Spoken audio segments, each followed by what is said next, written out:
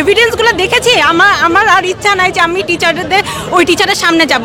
Even আমি যদি লোহা পড়েও যাই আমি সেফ না, ওনাদের কাছে আমরা সেফ না। মেয়েদের সাথে তারা বিভিন্ন অ্যাসাইনমেন্ট এবং বিভিন্ন কারণে তারা শিক্ষার্থীদের নিজেদের রুমে ডেকে বিভিন্ন রকম মার্কসের ভয় দেখিয়ে কিংবা বিভিন্ন রকম ক্ষয়ক্ষতির ভয় দেখিয়ে তারা তাদের থেকে নিজেদের যে পাশবিক যে চাহিদা চরিতার্থ করার চেষ্টা করেছেন। আফজাল স্যার সে হচ্ছে যৌন নিপীড়নে তার বিরুদ্ধে একটা আছে যে সে হচ্ছে আমাদের কিছু সিনিয়রকে খুবই হেনস্থ করেছেন, ফিমেল সিনিয়রদের যারা আমাদের আছে ছাত্রীদের, ওনাদের অনেক হেনস্থ করেছেন। তাদের 14 বার 15 বার কল দিতেন, তাদের হচ্ছে রুমে ডাকাইতেন। বাবা কেন মানে এদেরকে টিচার বা স্যার বলতেও লজ্জা করে, কোনোভাবেই আমরা তাদেরকে মানে মানতেই পারবো না। আমাদের ডিপার্টমেন্টে প্রচুর পরিমাণে অন্যায় অবিচার হয়ে আসছে, নাম্বার টেম্পারিং থেকে শুরু করে আমরা সেই ফার্স্ট ইয়ার থেকে অন্যায়ের শিকারের উপর শিকার হয়ে আসছি। এত পরিমাণ নাম্বারিং টেম্পারিং আমাদের দেওয়ালে পিঠ থেকে। আমরা কি মেধাবী শিক্ষার্থী নয়? আমরা ঢাকা বিশ্ববিদ্যালয়ে চান্স পাওয়ার পর এমন একটা ডিপার্টমেন্টে এসে পড়েছি, কিছু কিছু টিচারের জন্য আমাদের পুরো সিজিপিএ ডাউন হয়ে গেছে, কারণ তাদের এরকম নাম্বার টেম্পারিংয়ের জন্য। তারাই ছিল আমাদের এই যে 4 জন টিচার, এই 4 জন টিচার হচ্ছে অপসারণ করা হবে পুরো ডিপার্টমেন্ট থেকে। তারা বলেছে কারণ তারা হচ্ছে একটা আওয়ামী লীগপন্থী ছিলেন, তারা কোটা আন্দোলনের সময় তারা একদম বলেছিলেন তারা আমাদের সাথে নেই, তারা একদম তাদের স্পষ্ট বিবৃতি ছিল। শামসাদ নওরিন ম্যাম একজন, তিনি হচ্ছে আমাদের রোকেয়া হলের প্রভোস্ট, তো সে বলেছে there is no such situation. যখন আমরা আন্দোলনের ইসেতেই করছি আর যখন আমাদের স্টুডেন্টরা অনেক বেশি হচ্ছে কষ্টে ছিলেন, তখনও হচ্ছে ওনাদের কোনো রিয়াকশন ছিল না, তারা পুরোপুরি আওয়ামী লীগপন্থী ছিলেন।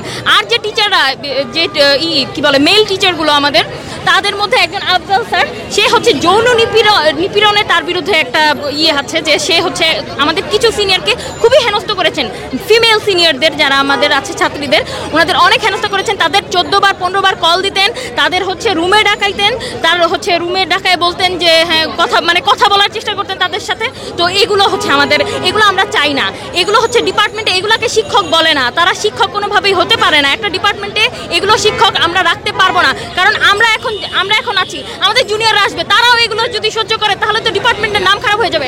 ঢাকা ইউনিভার্সিটির মতো একটা ইউনিভার্সিটিতে এরকম একটা এত ডাইনামিক এত ভালো একটা ডিপার্টমেন্টে এত খারাপ টিচার আমরা চাই না। এগুলো টিচার আমরা চাই পুরো ডিপার্টমেন্ট থেকে এগুলো অপসারণ করা। তাদের বিরুদ্ধে যদি কিছু বলা হয় তারা মার্ক কেটে দেন, তারা হচ্ছে ফেভারিটিজম দেখান, তাদের যে ফেভারিট কিছু টিচার আছে তাদেরকে হচ্ছে মার্ক দেন, হ্যাঁ ক্লাসে কোশ্চেন করলে পানিশমেন্ট দেন। মানে তাদের এক কথায় দেখতেই পারতেন না, যখনই তারা হচ্ছে বলতো স্যার আমি এগুলো চাচ্ছি না, আপনি প্লিজ আমার সাথে কথা বলবেন না, তো ওনারা এরকম বছরের পর বছর যে আমাদের ডিপার্টমেন্টে যে মানে অমানবিক অত্যাচার নিপীড়ন নির্যাতন টিচারদের দ্বারা আমরা হয়েছি, এটা কোনো শিক্ষার্থীর জন্যই কিন্তু এক্সপেক্টেড না। তারপরও যেহেতু সবাই একসাথে হয়েছি এবং একটা অন্যায়ের প্রতিবাদের জন্য আশা করি এটা ফলপ্রসূ। যৌন নিপীড়নের কথা যদি বলতে হয়, একটা মেয়ের জন্য আপনারা জানেন যে এটা কতটা অপমানজনক, এবং যখন একটা মেয়ে সমস্ত লজ্জা কিংবা তাদের যে আবরু ওটার বাইরে থেকে এসে যখন এই ব্যাপারে তারা নিজেরা স্ট্যান্ড নেয়, তাহলে বুঝতে হবে যে জিনিসগুলো খুবই সিরিয়াস ইস্যু ছিল এবং এর জন্যই তারা এসেছে।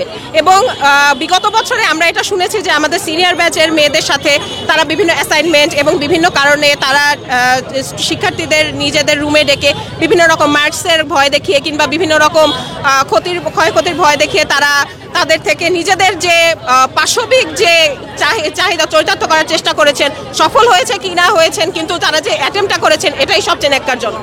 এমন টিচারের আসলে বিচার বলতে এখন আমরা যেটা বলছি যে তাদের চাকরিচ্যুত করতে হবে এবং পদত্যাগ করতে হবে, আসলে এটা খুবই নগণ্য একটা বিষয়, কিন্তু তারপরও আমরা চাচ্ছি যদি এইটুকু দাবি আমাদের মেনে নেওয়া হয় তাহলে এটা অনেক হবে আমাদের জন্য। ডিপার্টমেন্ট থেকে বলেছে যে 5 বছরের জন্য তাদের সাসপেন্ড করা হবে, আমরা এটা চাই না, আমরা চাই পার্মানেন্ট একটা পদত্যাগ করা।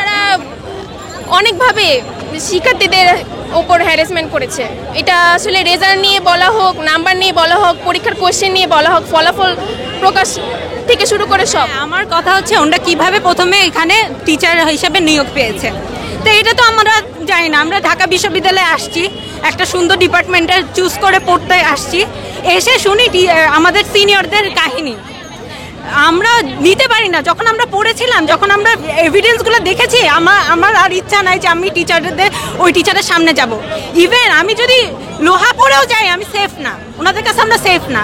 এখন এরকম একটা সিচুয়েশনে ওনাদের পদত্যাগ ছাড়া ওরা আবার 5 বছর পরে আসবে, এটা যৌক্তিক না। আমাদের কাছে এটা কখনোই যৌক্তিক ছিল না, থাকবে না। এর জন্য আমরা পুরো টিএচএম পরিবার বয়কট করছি ক্লাস যতদিন না পর্যন্ত আমাদের দাবি মানা হয়।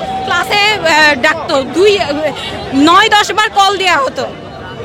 তারপরে যত ধরনের যেভাবে নাম্বার কমানো হোক, ক্লাসে পরে আসার কথা বলা হোক, তার যেভাবে ইচ্ছা মানে তারপরে কেউ ভালো মার্কস পেলে তাকে কমায় দেওয়া হতো। আমরা স্বৈরাচারের পতন ঘটিয়েছি, তারাই স্বৈরাচারের দালাল। তারা কোনোভাবেই শিক্ষকের হওয়ার যোগ্যই না। তারা বিভিন্ন লবিংয়ের মাধ্যমে ক্ষমতার সোর্স দিয়ে তারা টিচার হয়েছে। তো তারা কিভাবে আমরা তাদের সাথে এতদিন ক্লাস করেছি বা কিভাবে যে এর মাঝে একটা ঘটনা ঘটেছে যে আমাদের বড় এক আপুর প্রেগন্যান্সির বিষয় নিয়েও তারা কটূক্তি করেছে ক্লাসের মাঝে। তো এটা কোনোভাবে আমরা কাম্য না। তো আমরা চাই এর সুষ্ঠু বিচার হোক। আমাদের টিচারদেরকে বাবা কেন এদেরকে টিচার বা স্যার বলতেও লজ্জা করে। কোনোভাবেই আমরা তাদেরকে মানতেই পারবো না। তাদের পদত্যাগ আমরা চাই। স্বৈরাচারের পতন যেমন ঘটিয়েছি, তো আমরা মাঠ থেকে ছাড়বো না, মাঠ ছাড়বোই না তাদের পদত্যাগ না ঘটানো পর্যন্ত। চেয়ারম্যান স্যার কল করে ডাকতেন, তার রুমে ডাকতেন মাঝে মাঝে।